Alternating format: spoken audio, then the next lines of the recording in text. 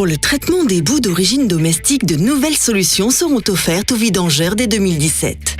Essenia met en œuvre un projet innovant et écologique porté par l'Europe, l'État, la CTM, l'ODE et l'ADEME, validé par l'ensemble des acteurs majeurs de l'eau. S'ajouteront à la seule déposante de la trompeuse, Cassem, 3 plateformes pour rapprocher les zones concernées du lieu de traitement des boues d'ANC. Dans le sud de l'île, le centre hors zone Cassem et le Grand Nord au Marigot.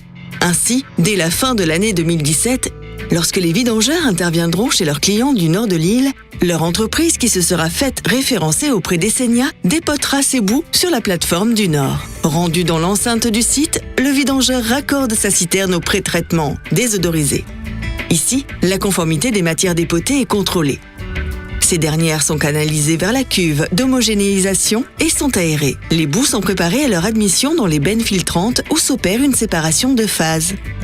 Ainsi, les boues passent dans des unités de séparation et filtration pour en accroître la siccité et les eaux de collature sont stockées puis pompées dans des cuves pour un traitement avant leur désinfection et sont stockées pour réutilisation en eau industrielle, soit pour le remplissage des camions ou pour leur lavage. Les boues pâteuses obtenues, conformes aux exigences de la norme NFU 44 095, sont acheminées au CVO pour leur valorisation en compost. Au Marigot, Essenia permet aux vidangeurs d'accomplir leur mission de bout en bout. Entreprise citoyenne.